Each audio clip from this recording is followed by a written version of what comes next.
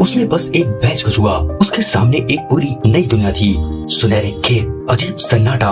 वो डर गई, लेकिन जिज्ञासा ज्यादा थी। उसने फिर बैच को छुआ और इस बार वह सच में वहाँ पहुँच गई। वह अब उस दुनिया में खड़ी थी। चारों तरफ गेहूं के विशाल खेत और क्षितिज पर चमकता हुआ शहर। वह धीरे धीरे आगे बढ़ी, लेकिन अचानक धड़ाम, वह किसी अदृश्य दीवार से टकरा गई और उसी पल उसे एहसास हुआ असल में वह अपने ही घर की दीवार से टकराई थी। अब उसे समझ आ गया, यह बैच दो दुनियाओं के बीच का दरवाजा है। उसने बैच को संभाल कर रखा। रास्ते में उसने अपने पिता को सब बताया, यह जादुई है। लेकिन पिता ने जब छुआ कुछ भी नहीं हुआ। वे हंस दिए। उसे भी लगा शायद बैच काम करना बंद कर चुका है। लेकिन जब उसने खुद छुआ, वह फिर उसी दुनिया में थी। अब पिता को शक हुआ। रात को उन्होंने बैच छीन लिया, लेकिन जिज्ञासा को कोई रोक नहीं सकता। रात के सन्नाटे में वह चुपके से उठी, दराज खोली और बैच छू लिया। एक बार फिर वह उस दुनिया में पहुंच गई।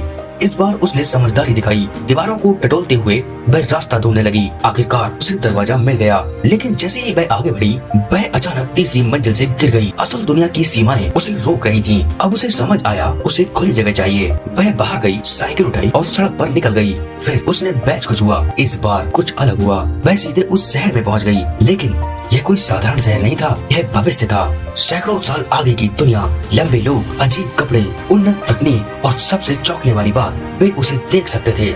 वह सब कुछ समझने ही वाली थी, तभी एक आवाज आई, बैटरी कम है। उसका शरीर भारी होने लगा।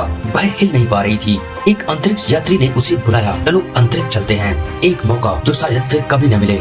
लेकिन जैसे ही वह कदम बढ़ाने वाली थी, वह झील के बीचों बीच खड़ी थी और उसके हाथ में बैच पूरी तरह बंद हो चुका था। ऐसे और मूवी शॉट देखने के लिए हमारे चैनल को सब्सक्राइब करें। धन्यवाद।